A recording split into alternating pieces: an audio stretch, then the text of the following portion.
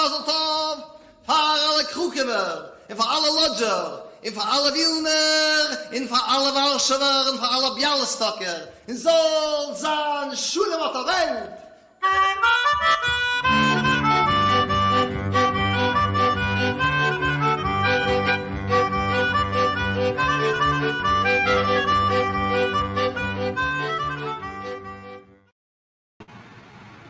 Good afternoon, or morning or evening, depending on where you're joining us from. I'm Eric Stein. I'm the artistic director of the Ashkenaz Festival here in Toronto. We're very pleased you've tuned in the show today, and we're pleased to be presenting this today with our friend in Germany, Yiddish Summer Weimar. I'm very excited to be joined today by the members of Brave Old World, one of the most innovative and influential Jewish music ensembles on the planet. For over 30 years, Brave Old World have stretched the boundaries of klezmer and Yiddish music into new realms, have inspired multiple generations of artists and audiences. Individually, as performers, educators, researchers, and organizers, each of the members of the supergroup have been essential to shaping today's new Jewish music scene. They've also been regular participants at the Ashkenaz Festival since our very first edition in 1995. Today, we'll be sharing some never-before-seen footage of the group from our 1990s era festivals as we talk with the band members about their music and history. So, without further ado, it's my pleasure now to introduce the members of the band coming to us from the four corners of the Brave Old World. We have Stuart Brotman in Berkeley, California, Kurt Björling in Chicago, Alan Byrne in Berlin, and Michael Albert in Scotland. Gentlemen, welcome and thank you for joining us. It's a pleasure to be here. Hi, Eric. Hi, everyone. So before we get started, give us all a frame of reference for this, what we're calling a reunion. When was the last time you guys actually played together? When was the last time you saw each other, congregated in any way? I think the last time we played together was 2018, if I'm not mistaken. In fact, we played the Lodge program at the Jewish Historical Society, sponsored by the Volksbühne. Is that correct? It was actually the Museum of Jewish Heritage in New York. Museum of Heritage, right. Sponsored by the Volksbühne, yeah, in April of 2018. And then we were supposed to all get together this past summer at the Yiddish Summer Weimar. But that's either been put off or couldn't happen, of course, because of the pandemic, unfortunately. So, yeah, here we are joining each other from... And is it since that last show in 2018 the last time that all four of you were actually together in a real or virtual space? Amazing. Yes. All right. All four, although I think I've probably seen each one of the everybody else who's up here individually. Somewhere in the world, individually. Yeah. Well, I'm glad we've got you all here together. Before we start talking about the band and the music and everything, how you guys doing? How you been doing the last year? What have you all been up to? I'd be curious to know how you've been weathering this unusual time that we're all living in. Maybe Stu, you want to kick it off? Oh, can't hear you, Stu. Does this work? Okay. We have not been doing more than you have during the plague. You probably been doing a lot more than we have out here. We're getting familiar with Scandinavian TV mysteries. That's our big thrill out here. We get to go shopping every week or two, as long as we don't actually see anybody. We're using our enforced downtime to get more of our remodeling program at our place done. And that keeps us feeling energized or desperate. Have you been playing? Not as much as I thought I would. Getting back to basics on bass to try to catch up with any possible future. Cymbalum has been a revived interest. I haven't been doing any of that for some time until Alan asked us to be ready for that hopes for Weimar summer reunion, but I'm still trying to remember to pay attention to it every once in a while. Kurt, what have you been up to? Oh gosh, I wouldn't know where to begin, and I would have a difficult time finishing. How about asking a more specific question? Okay, have you been playing music over the last year? You mean in terms of performance, or just having an instrument in my hands and making nice sounds? Yeah, both. Yes, both Annette and I have continued playing music quite a bit, mostly just the two of us for fun. And we've done 2 online concerts since the pandemic began. And those were both nice experiences.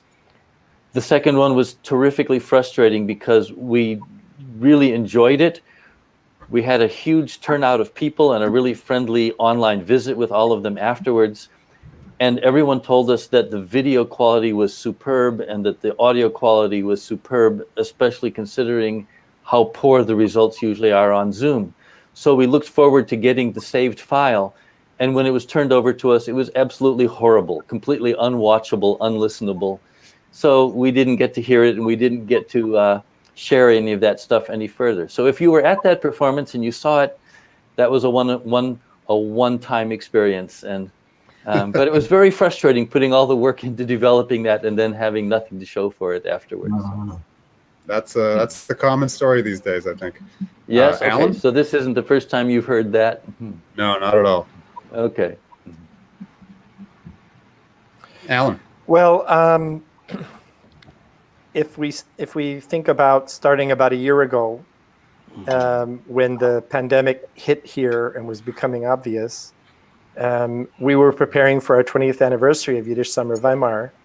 And so we had to actually prepare several different plans for the different eventualities. So we were working harder than we've ever worked before, so that by May would come around, we would know what we're actually facing, that we would have a plan in place to be able to do that. And just to give people an idea what that means, like, for example, we had 2 complete teams of organizers running the festival, because we understood that if somebody got sick in one of the teams, that the whole team was going to go into quarantine, and that would mean that the whole festival would shut down in that moment unless there was another team that was ready to jump in. So actually, this year has been, from the point of view of developing artistic projects and relationships inside of Yiddish Summer Weimar, it's been an amazing, wonderful year. I feel extremely, extremely fortunate that I don't have to worry about a warm apartment or getting food or the very basic things in life that hundreds of millions of people in the world do have to worry about. And I also feel very fortunate that I can use this time to contact people, in some cases that I haven't seen for 40 years, to resume relationships. I mean, for me personally, the shutdown means that I finally have time to do and begin to catch up with things that were constantly growing faster than I could possibly catch up with them. So that's been actually great. And Yiddish Summer Weimar went off without a hitch. We found a very beautiful way of doing it. It was actually a life-changing experience for me, because we really focused on the idea of relationship being the core of everything. So each workshop was taught by 2 people who are close with each other in some way. And in the concerts, we really stressed that even though we're in a physical distance to each other, that we can be emotionally close with each other. And I mean, I often made the point at the beginning of concerts that often you sit side by side next to an audience, but you don't want to have anything to do with the person sitting to your left and to your right. So here, it's a choice to enter into a relationship with the people who are 6 feet away from you and to feel that you're together with them. And actually, hundreds of people made that choice. So for me, the whole thing, and I think for our team, it was a very deeply affirming year, apart from all of the nightmarish aspects of it, including what happened in the Capitol on January 6th, which we're not going to go into now. But I just, it would be impossible for me not to mention that moment at this time in history. All right, Michael. Yeah, well, I could only second what a great deal of what Alan has said about both how fortunate many of us here are to be where we are, and also to second his mention of the various events in the world that have transpired since then. I'll also second the fact that Kurt and Annetta's concert, recent concert, was fabulous. And I'm sorry that a record of it doesn't exist to go further. But speaking of fortunate, so Emily and I feel, I think, very fortunate to be here in a little village on the east coast of Scotland, like 200 meters from the sea, and in a place that is not very densely populated, to say the least, and where we have a natural beauty, I mean, at our doorstep. We even have natural beauty inside. That we have cats, a couple of wonderful cats, and other creatures here. And then, but in particular, I was second also what Alan says in terms of the amazing creativity that's come out of this period, the time to think, to connect with people. And also at the very beginning of the pandemic, I had just come back from Los Angeles in the first week of March to join Sasha Luria and Craig Udelman, and ultimately Michael Winograd. And we were, Sasha and Craig and I were going to concertize, do 4 concerts in Scotland, and then go down to teach with Michael at klezmer, an annual event that is exactly kind of what it sounds like, even though it's 5.5 hours south of here. It's north from a London perspective. So we did 2 of those concerts, and then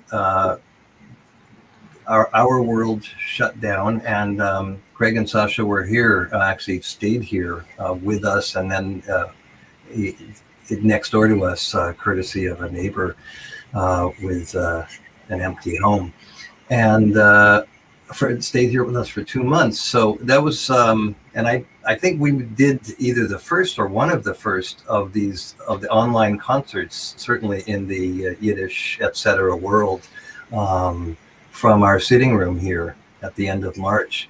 So, for me, all of this, the creativity, the events that have happened online, the community that's both, reaffirmed and grown through that and become internationally, in addition to local or regional, has been just a phenomenal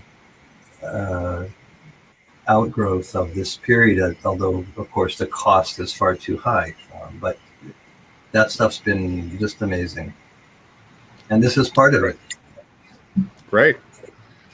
Well, great to hear what you guys are all up to now and how you've been faring, and glad to hear that you're all doing pretty well, it sounds like. So a few days ago, we live streamed this performance of Brave Old World from the 1999 Ashkenaz Festival. And actually, that's a lot of what I've been up to in my Ashkenaz work over the last year, is getting our archives together. We have all this amazing footage from the last 25 years. And unearthing these gems is kind of thrilling. And so when I came across the footage of that show, I put it on my list as something that we'd like to get out. So let's start talking about the Lodge show. First question, and just briefly, before you guys saw the recording on Sunday, did you remember anything about that performance in Toronto? Anyone? I remember that it felt very, very connected with the audience, that we felt very well understood. But I forgot the stage of development of that program. And actually, it's been an important artistic point of that particular program, that it's open-ended in certain ways, and that it's been meant to develop over the years. And so if anyone is familiar with our our CD, they'll notice that there's a lot of material on there that wasn't in the concert in 1999. And that was interesting, and I had forgotten that. I just would like to say, Eric, if I may, that Lucia Hershkovitz, the granddaughter of Yankele Hershkovitz, who wrote most of those songs, is with us tonight. And I just want to say hello to her. Her mother had a birthday the day that you showed that video. And Lucia, we met her a few years ago in Łódź, and she's an amazing young woman. And it gives me, and I think all of us, a feeling of a whole other dimension of the reality of this, to personally know the granddaughter of the man who wrote those songs, you know, and she talks about my grandpa's songs. So that's a very strong thing. This is not something that happened long ago and far away, and that doesn't have to do with us today. There's a continuity, and we feel it, and we appreciate it. That's amazing. So let's back up a little bit and maybe fill people in a little bit about the original conception of the show, when the project started, how it started, and what stage of development that 1999 performance represents in the history of the Łódź Ghetto program. Michael, I think you'd be a good person to talk about the beginnings, if you like. Yeah, well, the very beginning was that I was friends with Gila Flam, who was the ethnomusicologist and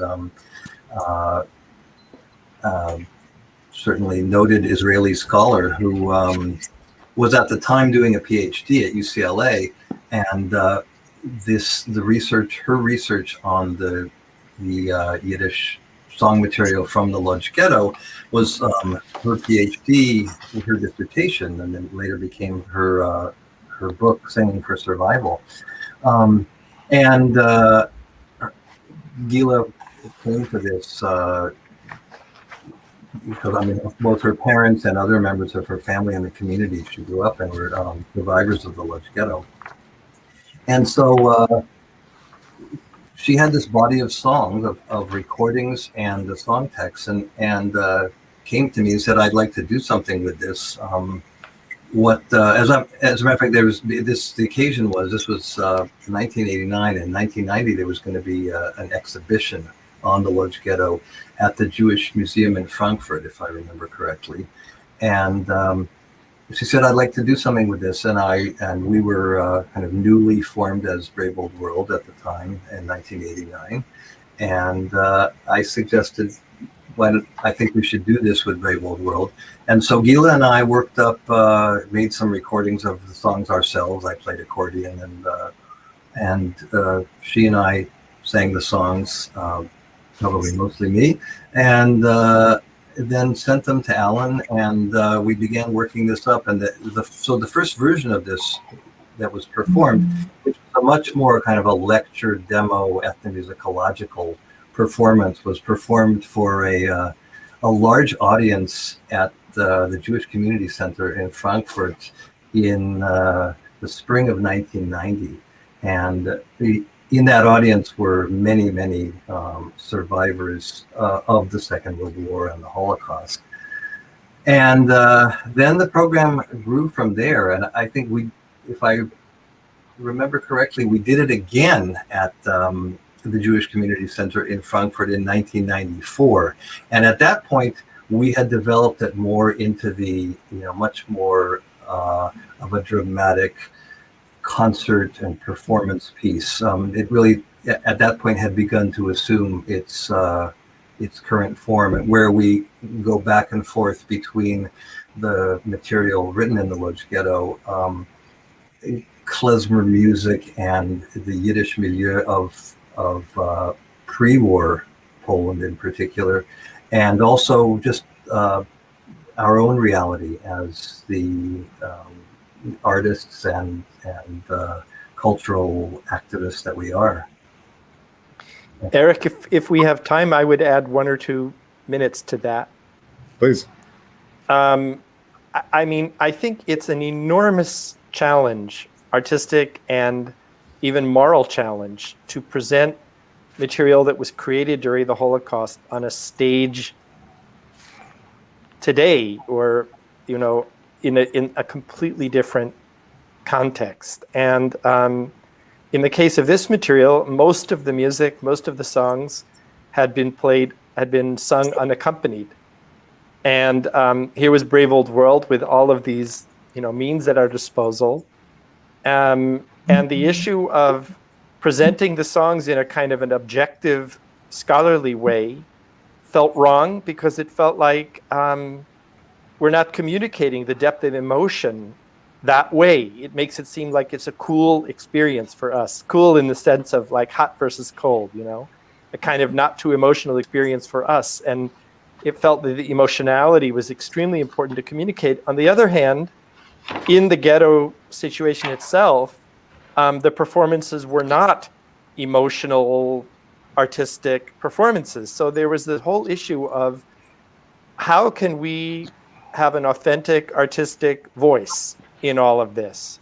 And at some point, I at least started thinking, and we began having conversations about this, that we can't represent the people who were in the ghetto, but we can be ourselves, coming to terms with the distance between us and them and what they've given us. And if the program is about that, in other words, Brave Old World isn't a window through which you see the Lodz Ghetto, but Brave Old World are 4 people standing on the stage right now, challenged by this material, connecting to this material, sometimes failing to deal with the material, sometimes coming too close and like touching a hot stove, backing away, that we could honestly have our own emotionality and our own music that way.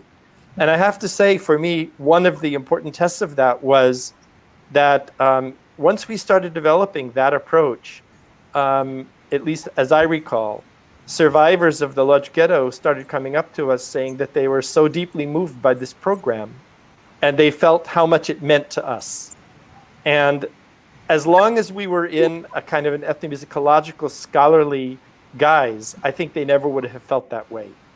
So finding that way of dealing with this material and being ourselves and allowing for the emotionality, if you want, to be ours, or we became the vessels through which the emotionality of the material could be expressed, I think that was an important artistic turning point.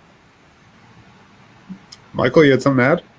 Yeah, no, I would just add to what Alan was saying, that the place, where we have really most directly performed this in particular for survivors of the Lodz Ghetto, often in significant groups, has been in Canada, because there are were communities of a lot of survivors of the Lodz Ghetto in both Montreal and Toronto, and that was an amazing experience to perform this material for people. I mean, several rows of people sitting right up front, who lived through all this. And one of the remarkable things was seeing people not only sitting there stone-faced, and I mean, people had all, I would say all possible reactions, or within a certain range, but people were often, as has been attested to by survivors of the ghetto, people were singing along, people were clapping, people were, women were, saying to their friend next to them, or, it's like, oh, remember that one. And that's one of the things that Gila writes about, that her informants talked about in terms of the performances of these songs in the Lodz Ghetto, and Yankele Hershkovich's performance of them, that people would often sing and clap along, and so that lent both a very kind of heart-rending dimension and a very heartwarming dimension to all of this. Yeah, it's really interesting what Alan was saying about how you guys sort of negotiated your own sense of authenticity in performing this program. And that said, I mean, I think the way you frame that makes a lot of sense as a viewer when one watches the show. But it's also interesting to kind of consider how authentic your renditions of these songs are based on the source material, which in this case, I guess, is field collections. We have a couple clips that we have loaded up here that we can give a listen to. So let's listen to something. We're going to A/B compare a field recording made by Gila Flam, I believe, of Yaakov Rottenberg, who was a survivor who sang the Rumkowski Chaim, one of the most famous pieces from the show. That's the clip number 10. Let's give that a look. Mit aller seinen Gebench mit Chaim, Chaim, Leolam Ufes. Chaim, von Beisach Chaim, Rumkowski Chaim mit sein größten Ness. Macht dich Lissimo, jeden Tag so gewaltig schreien, oi, oi, oi. Jede eine fragt, a zweite Schale, oi. Sogt der Chaim, es gibt das oi. Chaim Weizmann hat gesagt, will die Jiden in Palästina haben. Hat sei geheißen, Ackern sehen, hat sei dort die Bagruben. Aber in se Chaim, Rumkowski Chaim, geht uns jeden Tag schreien. Einem ein Stück Bräut, in zweiten ein Stück Verherd, mehr liegt Bareim, euch tiefen Brett. Der dritte Chaim, von Beisach Chaim, hat mit Malchem Hovissa Geschäft gemacht. Sollen sie stellen bei Sinn, was mehr. Sollen sie stellen bei Tag, bei Nacht. Als ich dem Malchem Hovis genommen, sie die Arbeit schnell, macht den Geber ein Zweiatel. Macht es flink, macht es gut, macht die ganze Welt schwach in mir, weil es in sich Chaim. So now let's have a listen to an excerpt from the show. No, not the exact same moment in the Rumkowski Chaim, but we'll be able to compare. Yidalach, seine Gebench mit Chaim, Chaim, Leolam Ufes. Chaim, von Beisach Chaim, Rumkowski Chaim mit sein größten Ness. Macht doch Nissimoi, jeden Tag azoi, gewalt sich schreien, oi, oi, oi. Jeder einer fragt, a zweite Schale, oi. Sucht doch Chaim, es gibt azoi, weil es in sich Chaim, geht ins Kleien, geht ins Gruppen, geht ins Wahn. Verzatens ob dem Jidl mit vergessen man, Hand es schon jede Wabirmann. Rumkowski Chaim und die Gitarre, die Arbeit schwer, Batok Banach. Gemacht a Ghetto, in a Dieto, in Schreit die Waldar ins Gerach.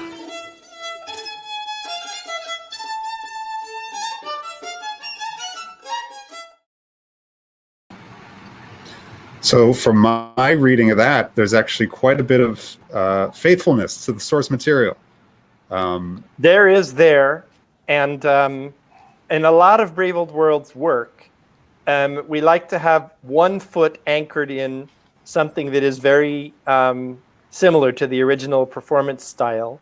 The metaphor I like to think of with that is the famous flying buttress of Frank Lloyd Wright, that when you have something buried very deep in the ground, you can have a wing extending out into space. Flying buttress is the wrong term for it, but people will know what I mean, because it's you can go as far out as you are down.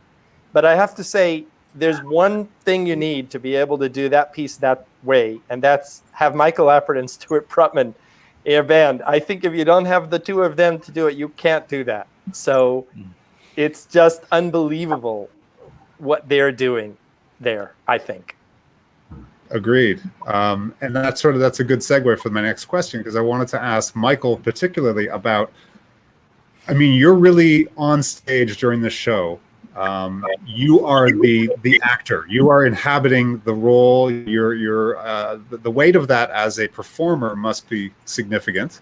And I'm curious about two things. One, what that feels like, what it is emotionally for you and for the rest of the band to perform this program, as well as what were your sources in terms of developing your sort of performance aesthetic to be able to inhabit that role in a way that feels so apt, so authentic.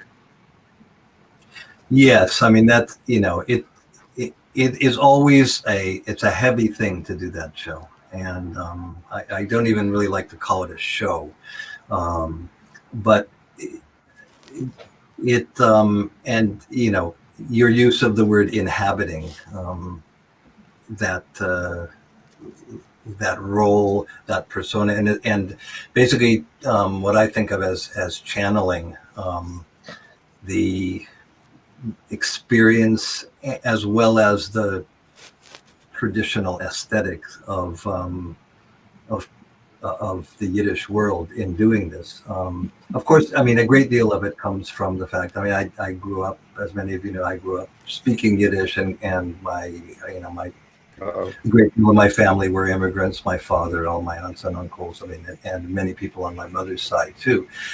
And I was, in significant part, I would say, kind of raised by or around survivors, although my immediate family were not, and came long before the Second World War to North America.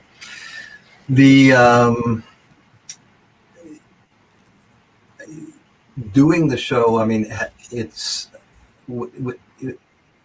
particularly given the fact that one of the main places we've done it, I mean, we've done it in many parts of the world, but of course, a great deal in Germany, in Poland, in Europe.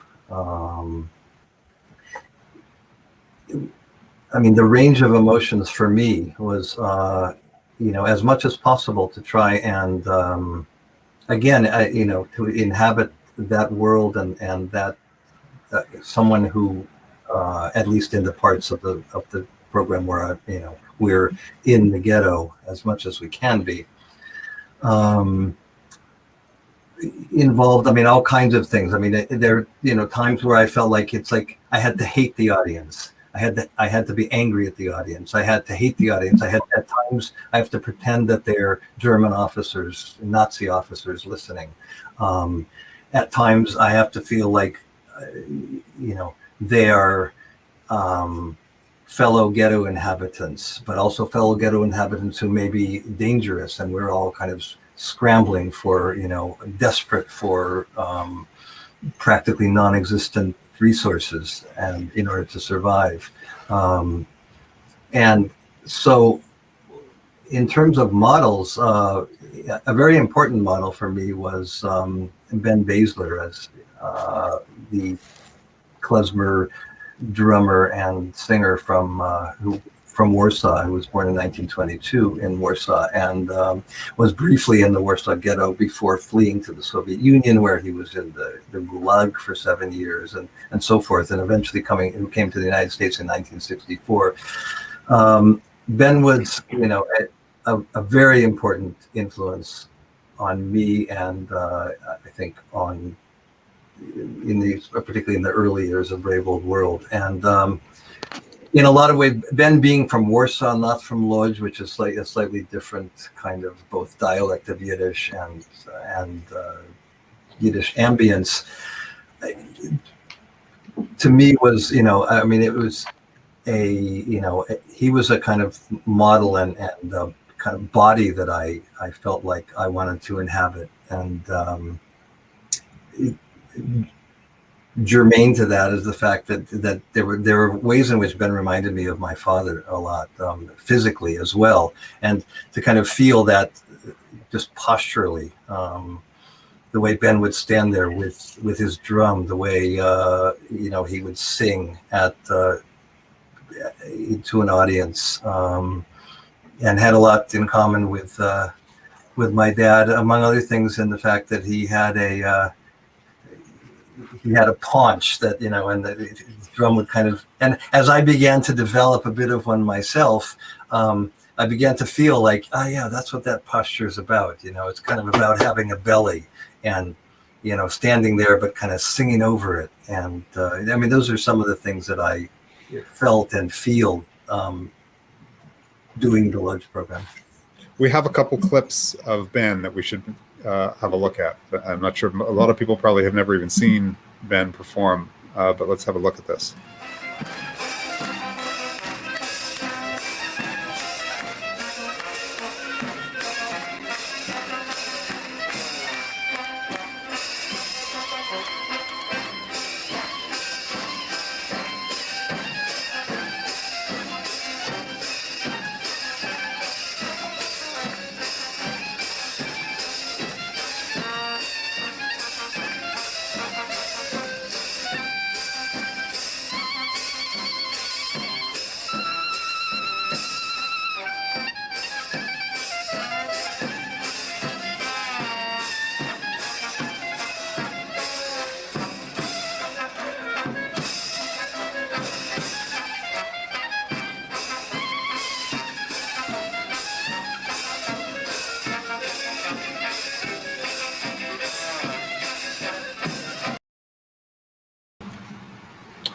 I love the cymbal twirls.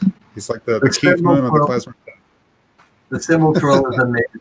It just, the pride with which he, how the way he holds himself and the way he, at particularly at cadences of the tune too. It's not that he's kind of not doing it randomly.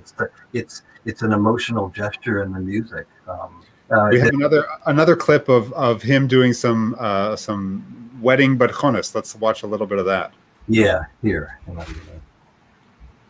Tyler, are you on top of this? Want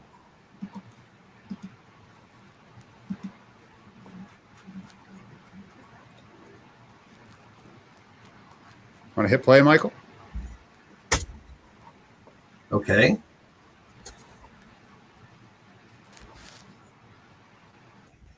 I think I'm following instructions here, which is to hit the space bar, and then I'm trying to hit okay, give me 1 second. There we go.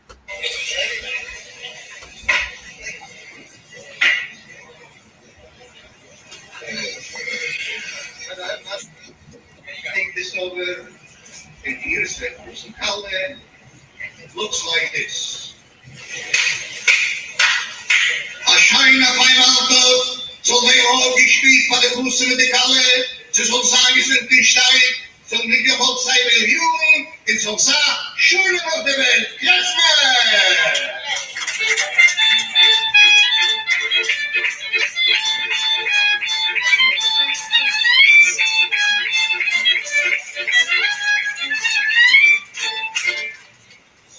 Next, they put money in the plate.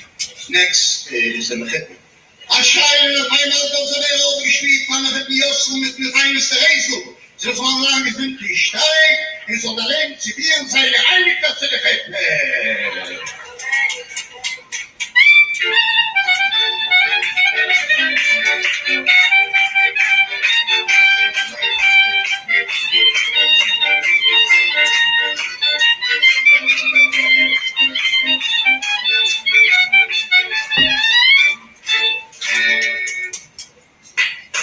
A shine of my mouth, so they all gespielt, von der Fetten, von der Machetenes, jetzt sagen, sind nicht steig, und es ist auf freien auf jüdische Simches, es soll sagen, Schule auf der Welt.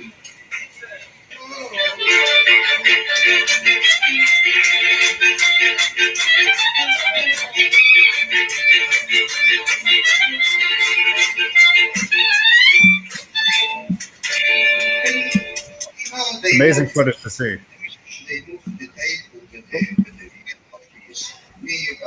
That's really great, and that's really a very, very early proto version of Brave Old World performing there, I suppose.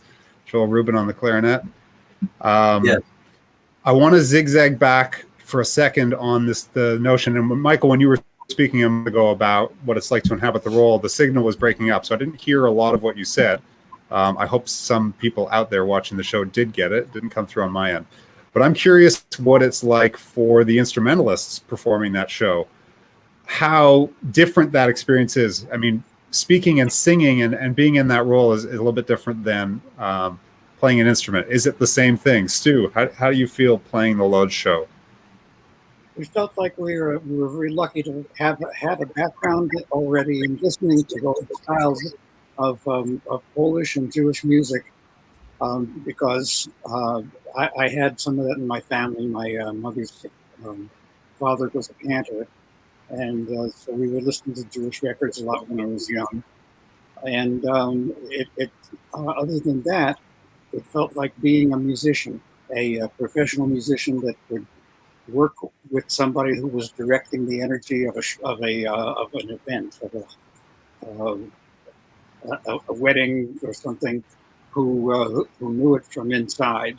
It was a revelation to see how he related to the crowd and the band, giving directions and remembering how to conduct an event for people's simchas.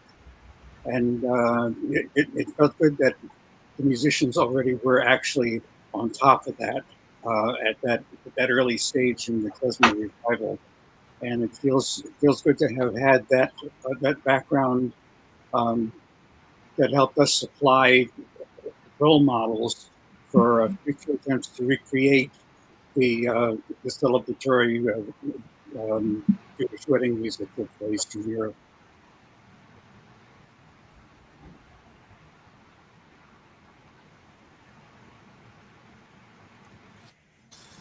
Hey.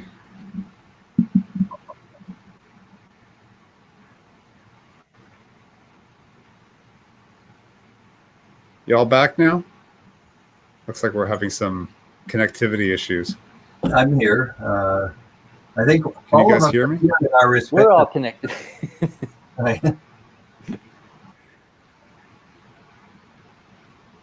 Oh, I got. Have we lost Canada? Now I can hear something. All right. I don't know if this is a connectivity Better. issue on my end or if it's all of us. Yes, I think it's on your end, but it's better Yeah. now. Okay, good. We hear and see you, Eric. Yeah. Okay, good. Kurt, can you just speak briefly about what the mindset is for you playing the Lodge program? It's very good. That was brief, all right. Yes. Is it an emotional experience? Is it an experience that challenges your ability to focus on the music and be a technician at the same time that you're putting something emotional, putting something of yourself into the performance? Wow, that's a tough question, isn't it? Do you mean in the actual act of performing it, or do you mean in the experience of watching it like we did just a few days ago? No, performing it. What kind of mental energy, what kind of emotional mindset do you need to deliver your part? It's complicated for reasons that have somewhat to do with me, and I can explain that pretty simply. This program, Michael, I'm avoiding the word show, and I agree with you about that. This program, in some ways, is like a concertized presentation of music, and in other ways, it's very obviously and very clearly theatrical in nature. Many times in my life, I've been involved in something theatrical, and I've always found it interesting and challenging, but I have never felt like I do it well. I am not good at being on stage and being some other character and being completely unaware of myself. I'm much more at home being on stage and just being me, playing the music that I love, or trying to play it well, trying to play it in a way that connects or says something. But in this case, it's kind of fortunate for me. My role in this piece is to kind of be the klezmer. So I'm supplying klezmerish music, and my best way to satisfy the theatrical role is to not be there as much as possible, except when I'm being the klezmer. And that seems to work okay. Okay. Okay, let's maybe zoom out a little bit on the rest of the life of Brave Old World over the last 30 or so years. And what your sort of current status of the band is. Are there any thoughts or plans about you guys making any new music together? Well, we were going to have a reunion this last summer, and Corona got in the way of that. And so we'll have to see where that goes in the future. It's very nice to know that there are people who are interested in hearing the band again. And that inspires us, I think, to want to do some things together again. And with this reunion that was planned for this past summer, was that going to be just a kind of a troll back through your old repertoire, or were you thinking to do something new at that point? Actually, the thought was to have, at this point, to have a Ludge program set and a non-Ludge program, like Blood Oranges, Beyond the Pale, etc., set, just to kind of review where we've been. But I was very open to the idea, and I still am open to that idea, that that could go somewhere else and turn into new music. I mean, the four of us are very, very different people, but I think we share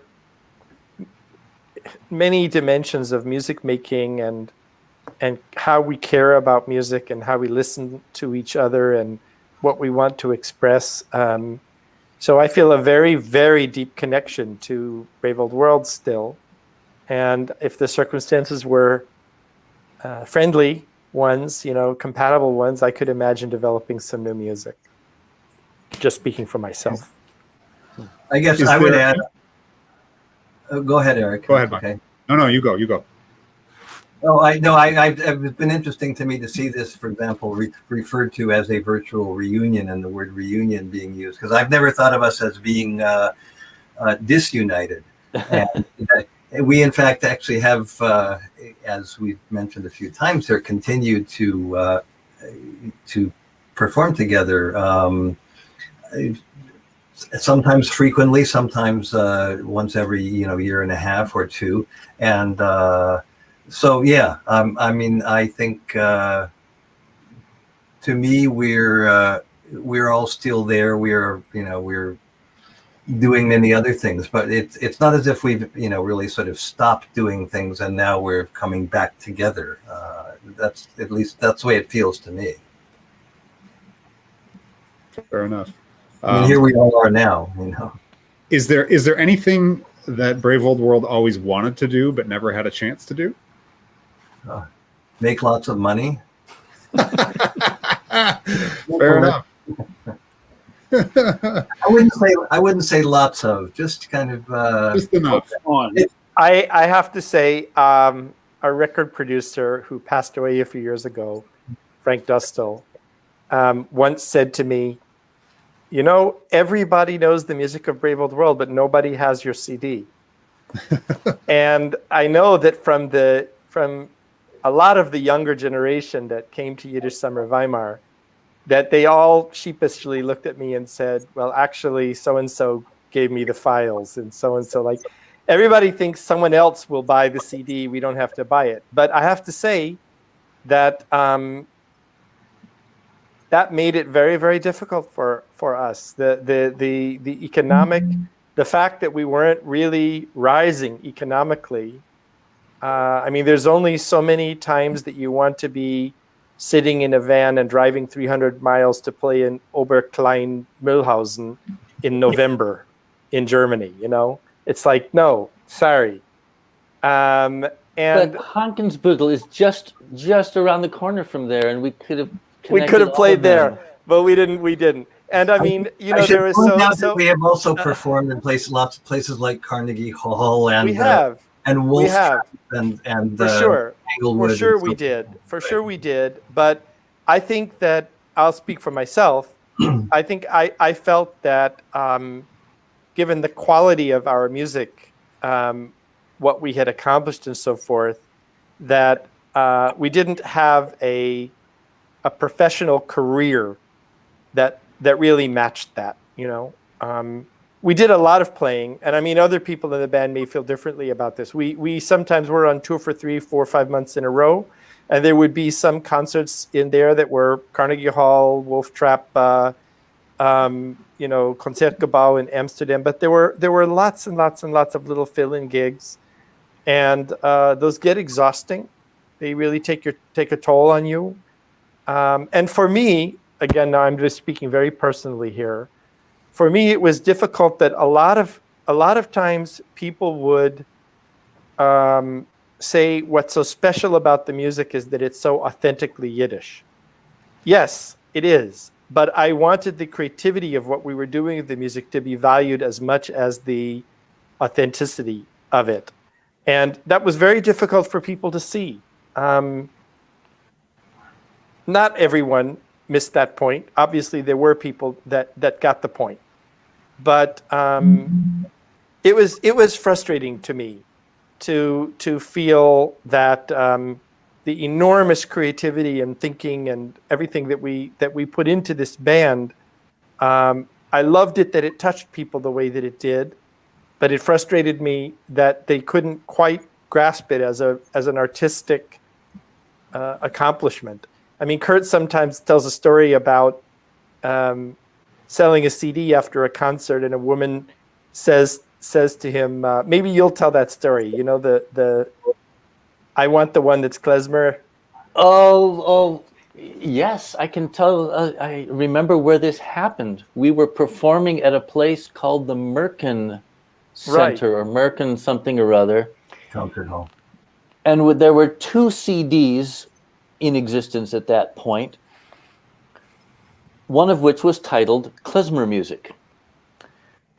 2 CDs of Brave Old World, that is, one of which was titled Klezmer Music. And a woman had purchased the other one before the program began. And during intermission, she came out to the table where things were being sold, and she said, I bought this CD, but I want to trade it for the other one. I want something with more klezmer and less art. There you go. Jewish audience. Yeah. But I mean, to me, frankly, this discussion sounds like a discussion from 20 years ago or 25 years ago. I mean, to me, that there's, I see it somewhat differently. I mean, in the thing about everybody knows you, but no one has your CDs kind of sounds like, it's so crowded, but it's so crowded, nobody goes there anymore. And to me, what is very extremely heartening, is the fact that, that to me, so many people do know, in particular, younger people who have gotten involved with the entire Yiddish klezmer renaissance and et cetera, and all kinds of world music and identity issues and movements. I mean, that so many people do, in fact, know our music. And it's, that's a little different than the issue of making a living. Although, I mean, I should reiterate it with, that, I'm not going to reiterate. I'm just going to iterate the fact that at the point where we decided to back off somewhat from touring, which was around the year 2000, we were on tour together. This is leaving aside other musical things that we were doing. We were on tour as a group 6 or 7 months a year cumulatively. So, but as Alan says, I mean, there were, a lot of it, there were periods that were, riding around in freezing vans in Germany, wolfing down sauerkraut. And, then there was the Hollywood Bowl. Right. But it's a pretty remarkable journey to me. For sure. Oh, Kurt, you got something to say? Yeah, I hope this is worth it. I apologize if this takes longer than it's worth. I'm reacting to some statement. As Michael describes, we often spent long periods of time together, touring, concertizing, rehearsing. It was very concentrated. And then there were the times when we would all go home and we would be thousands of miles apart from each other. I can't recall what it was, how it was said earlier. Something was said that triggered this for me, that even though we were far apart, we were still connected.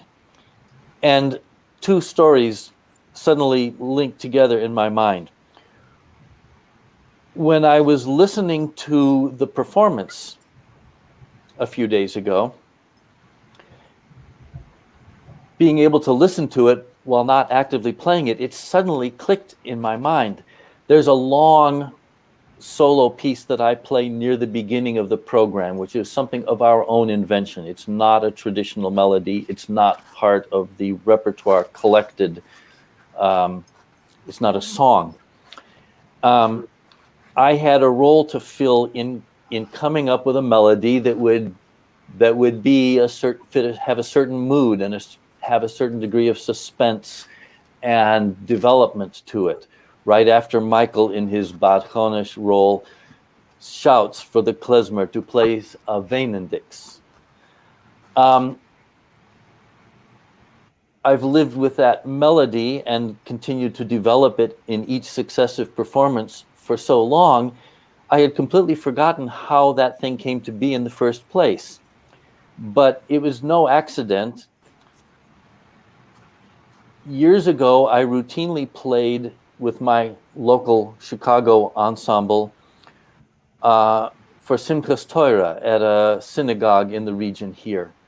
And one of the first years when we were going to do that, I was meeting with the cantor of that synagogue. He came to me. We were sitting at the piano in my apartment and going through different tunes and discussing how we were going to organize and do certain things. And while we were doing this, the phone rang. And I didn't want to interrupt this meeting to answer the phone, so I just let it go. It was Michael calling me. And he had been somewhere with somebody. I don't know who, I don't know why, but he had just learned a new melody for Dayenu.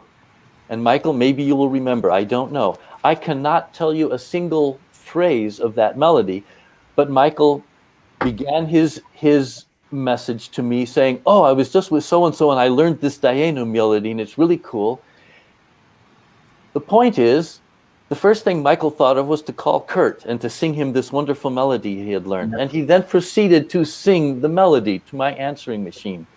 And I still remember turning to my friend, this cantor, and the look on his face as he was thinking, does this happen all the time? And here's the thing. There was something really special about that melody. It had an interesting way of, it avoided the typical cliches of Jewish melody. It did not build from the tonic and work its way up, which is by far and away the most common architecture of Jewish melody. It did something, I won't go into the musicology of this, but it did something very interesting with how it sort of started you in the middle of something rather than starting at the ground and then building up and then somehow returning there after telling a story. It started in the middle of the story. And although I never played that tune, in the context of Brave Old World, I have created two pieces that are based on that architecture. Wow. One of them is on one of our CDs, and it's called Tischnigen. And it's in a Phrygish modality, unlike the thing that we do in Lodz. And I realized, listening to it, the other one is that melody that we play, and we play it interactively. I state these melodies, but the accordion and the violin each do different commentaries and things against it. But it's a melody that I created to fill a need in this program. And I wouldn't have had the material, I wouldn't have had the concept of how to do that thing, except for that day long ago when Michael called and thought I wasn't home and sang this extended, detailed melody into my answering machine. And I impressed my cantor friend who thought, gosh, you're really hooked into this, aren't you? And I don't know what the conclusion of all this is, but I think the point that I'm making is that even when we retired to our homes, we went back to catching up with whatever we had to catch up with.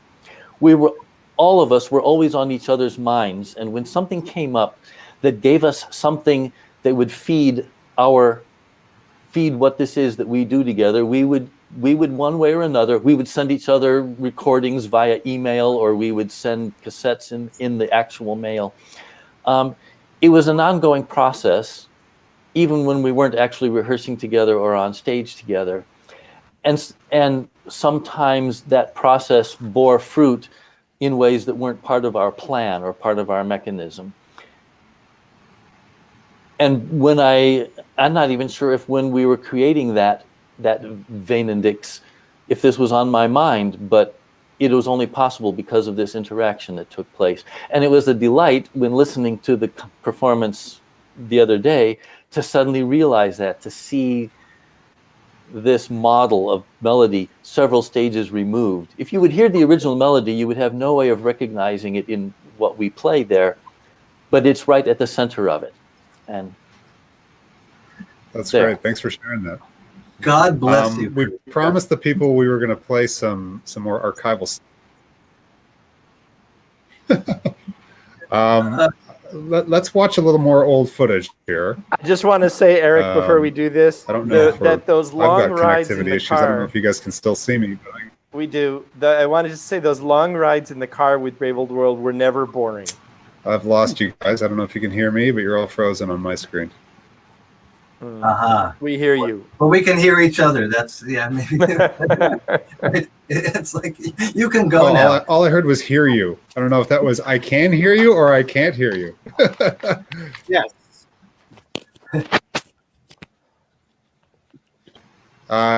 You were. All I heard was Alan. I want to tell you something. You were going to say something, but I was going to say I think the other people did hear it, but I wanted to say that those long car rides through the German night in November with Brave Old World were never boring. There was never a boring moment with Brave Old World. Seriously, and I'll say there is never a boring moment with Brave Old World, and we did hear you, by the way. Okay, good. All right, so then I'm going to trust that even when my screen cuts out, you can hear me. So I want to play some more of this old footage here, which is never dull. Let's have a listen to something this is from the very first Ashkenaz Festival, 1995.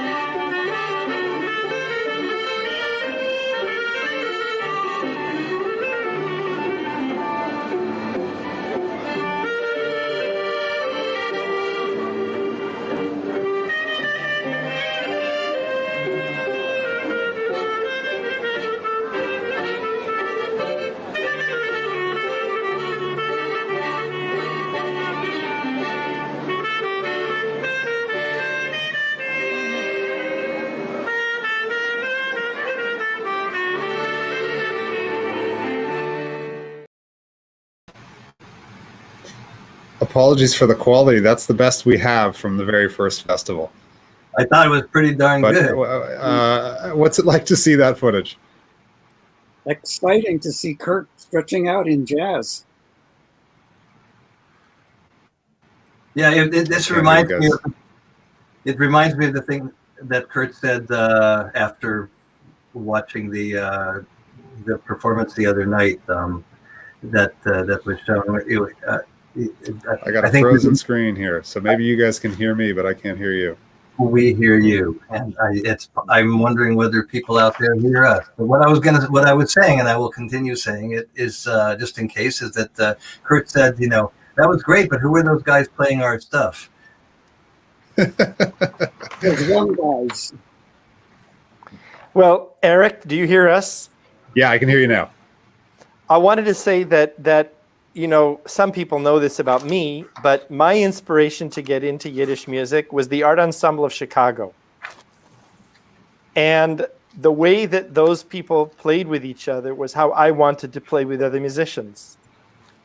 And that for me was independent of the style and the independent of the particular musical language. It had to do with being right on the spot, listening to what the other people are playing, being able to respond to them, to have it be fresh every single time. Actually, Brave Old World's arrangements are all only sketches in that way, so that we're actually forced by the fact that we can never just relax into the arrangement and coast along. We have to make music with each other, otherwise there isn't going to be any music that night. And I love that. I mean, that like being right on the edge is for me an ultimate like peak state of being, and that's why I make music. And Jewish music offers us so many emotions and dimensions of human experience to be inside of in the middle of that incredible communication. And I know that Zillion Biret, when he was watching the show, wrote something about how we look at each other just the other night, and I think you see that here too. I mean, I'm focused on Kurt like a laser, or on Michael. I mean, where our looking at each other is very intense, trying to just be there for each other. It's about music making. Yeah, and definitely for me, as a fan of the band, watching you guys interact, the sort of dueling nature of it, when you see moving in and out with each other, it's really very exciting, and really sort of captures what the best live music making can be. So let me trigger another one. This is going to be a lengthy clip. This is about an 8-minute clip from the '99 festival that I think captures exactly what we're talking about. An 8 minutes, it sounds long, but you know what? I've seen this clip a number of times as I've been going through the archives. Every time I see it, it puts a smile on my face, makes my feet move, makes me want to jump out of my chair. And the one thing I want to remind you about, Alan, I'm not sure if you clued into this, but in 1999, I hung out with you earlier that summer in Berlin, and you had actually broken your arm that summer, and you weren't playing. Yes. And I believe when you came to Ashkenaz in '99, you were playing this little smaller accordion because you didn't yet have the strength to play a larger accordion. So in this next clip, there's some great moments where you're physically fighting the accordion. So I'm just pointing that out for people to watch because it's pretty amusing. Let's have a look.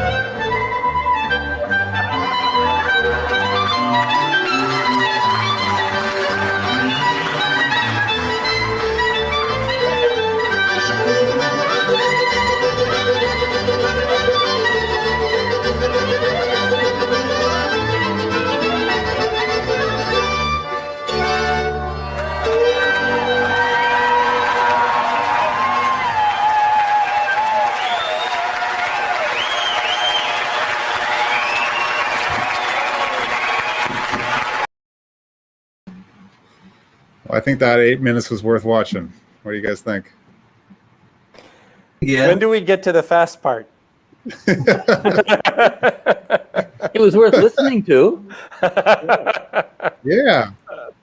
Well, by the way, that little thing that happened in the end, I mean, it was interesting. Kurt, I don't know if you noticed it, but Kurt triggered this beautiful slowdown, which was not a like hit the brakes kind of slowdown, but it was like a dissolve into this slower tempo, right? Very beautiful, sensuous kind of dissolve.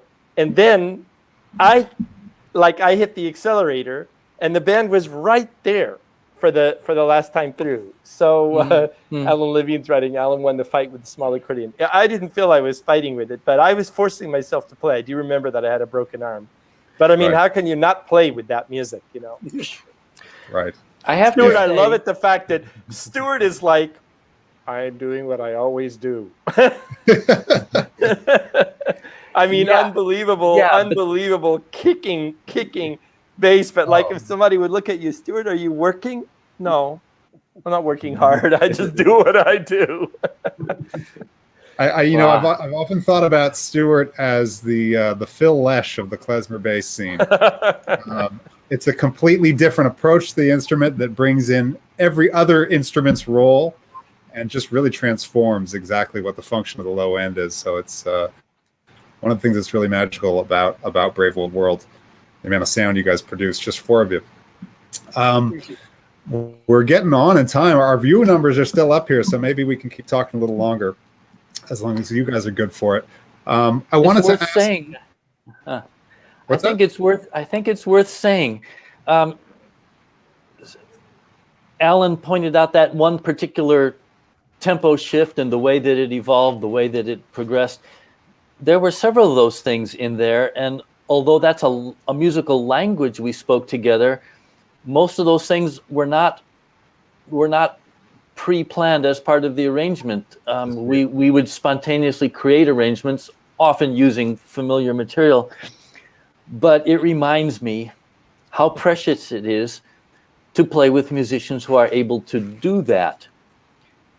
And Brave Old World was one of these groups where we could change direction absolutely spontaneously, and everyone would react. And if they didn't immediately understand, they would find a way to make sense of it and make it sound like it was a prepared arrangement. I happen to enjoy being married to a woman who is also that kind of a listener, who can just spontaneously go with the mood and the tempo and the character of the music and do something not planned. It spoils you being in the context of such people. And I cannot tell you how many times I've been playing somewhere else with somebody else and tried to do what comes musically naturally and find that they're somewhere else. The other musicians simply aren't listening, aren't reacting, confused. And it feels like that's what's wrong. We should be able to play music like carrying on a conversation and shifting our mood, shifting our nuance, and our meaning is understood, and the conversation goes in that direction, or recognizes it and shifts it and says, no, I'm going here. And that's the way we should all be playing music, but it doesn't happen often enough. It certainly happened in this ensemble, and it's a treasure, but it spoils you, I gotta say. For sure. I want to ask you guys about, I think we can probably all agree that over the last 10, 15, 20 years since that performance, there's just been an incredible development in the scene around klezmer and Yiddish music. And there's so many incredible artists, so many vital artists, many of them all connected to each other in different parts of the world. Many of them who look up to you guys. And when you guys were coming up and as early adherents within the klezmer revival, the 80s and 90s, there were still old timers around. There were still those sort of primary source musicians and people who were connected to the pre-war culture, the pre-revival culture. Now, you guys are the elders of the scene, and your contemporaries. And what do you guys think about that? How does it? How conscious are you of that responsibility, and how does it bode for the future of the music in a few more generations? I mean, it reminds me of I'm hearing it. Anyway, something that probably about 15 or more years ago, that at a time where he was saying, I can't believe he said, a year ago I was paying money to spend time with you, and now you're hiring me, and I said, so we had a long discussion about the transmission of art between generations and so forth, and I said basically we're watching us turning into our elders, and we're watching you turning into us, and that to me was a transitional moment. It happened about 2005, but I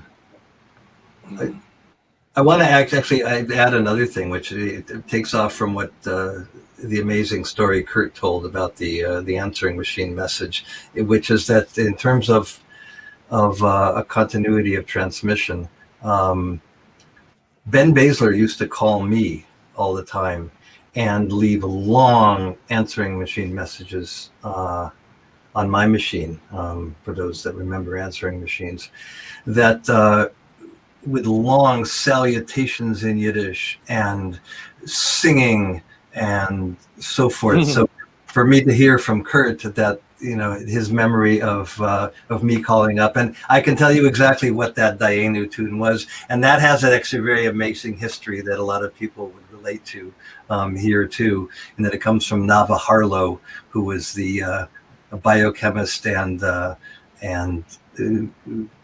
married to Rabbi Jules Harlow, who many people might know as I call him God's translator. He was his translation of both the Siddur, the prayer book, and the Chumash are those used by the conservative Jewish movement in America, and they were my downstairs neighbors in New York for years. And Nava Harlow comes out of the Tolner Hasidic tradition, so there are a lot of threads that connect there. But to hear that, the kind of even the answering machine thread, talk about kind of worlds meeting and coming together, in terms of contemporaneity and threads that go way back into time. Stu, I think you were starting to say something before. No, I was just saying, well said, to somebody else. Fair enough. Well, anybody else Eric, want to chime in on that question? I'll say something about that, and I'm sure you can relate to this as someone who's both a musician and also running a festival, even though Ashkenaz is a little different from Yiddish Summer Weimar, but we've seen generation or more come up in our environments. And well, for me, those people being out in the world now and doing what they're doing with the creativity that they do, it is one of the most important things that makes me feel that I had a worthwhile life. Yeah. It's as simple as that. Yeah. That's amazing. So where's my pension? You get worthwhile, or you get either worthwhile or a pension. You can't have both. It's like that, Your pension that joke a about lifetime of nothing. when you grow up. When I grow up, I want to be a musician. You know that joke? Yeah. And the mother says you can't have both. So this is like a worthwhile life or a pension, not both. But I'd like to say I'm writing about this right now. A few years ago, I had this image in my mind of, the great Ray Bradbury story, Fahrenheit 451, right, where people have to become books in order for those books to survive. And I think something that makes our generation, especially people like Michael, so incredibly important is that, to some extent, you can go back to Bulgaria, you can go back to Ireland. I mean, there are all these places in the world where even a generation passes away, you can go back and you meet the next generation. But the generation of people who transmitted this music to us, they're gone, and their world is gone. There's no place to go back to where, and we had to become those people. And I think that puts us in a role which is far beyond that of ethnographers, and much more, even more than mentors. I mean, even more than apprentices. There is in somebody like Michael, for sure. I feel this, but I don't think that I show it as much as Michael does. But, Michael has become the people that he learned from. If you want to feel Branya Sakunov, you want to feel Ben Baesler, you want to feel, Leon Schwartz. All of those people are alive in Michael, and he transmit them and that's, he's the walking War and Peace, of Tolstoy. I guess we're all our own books, and I feel that very, very strong responsibility for being that for the next generation. I have to say there are some younger musicians who play piano or accordion, and I think they've learned something from me. And when I hear them, I think, yeah, well, they got that. And I'll end with my part of this with one little story, which is that at a certain point back in 1989, I had a conversation with my dad. He was still alive. And he said to me, Alan,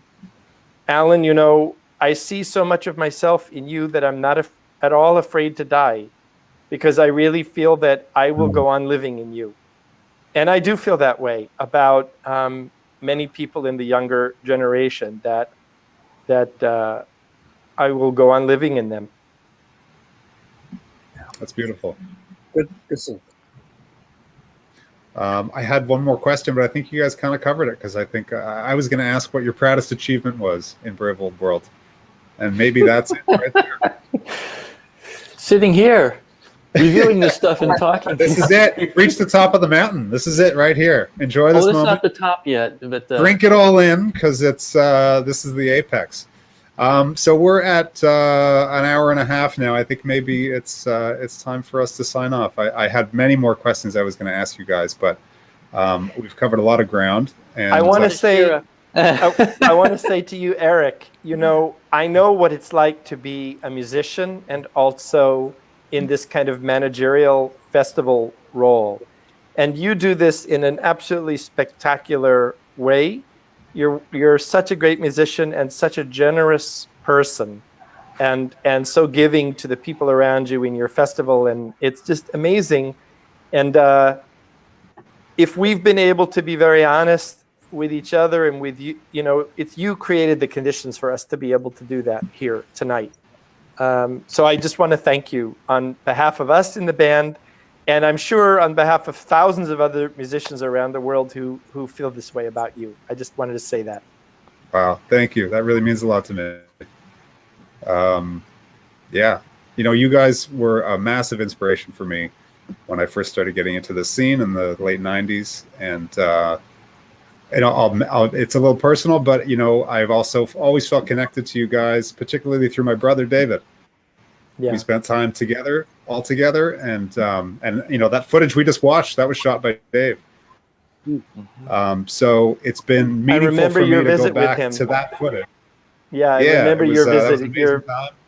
Yes, and to be able to, that clip from the that we just watched a few minutes ago, the Doc's wedding one. And you can even see Michael at one point sort of make some eyes at the camera because he's recognizing David. And it's really, really meaningful for me to be able to pick up something that David shot 22 years ago and edit it and have the world see it. And, that's great. It means a lot. So that's a connection and an association that I'll always make. And thank you guys for all the music you've made over the years and for your friendship. And I'm sure we'll be seeing much more of each other in the future. Hopefully we're going to all be able to be together soon. Alavai. Indeed. All right. Okay, gentlemen. Thank you so much. Thank you. Goodbye, Bozers. Thanks, everybody. See you around the next bend. Good night. Ben, goodbye to everybody. It hurts to do that bend right now. Okay. We have All one right. more clip that we didn't play. Oh, hold on a second. Okay. Let's go out on Well, a clip. Play it now. Yeah, we'll go out on a clip.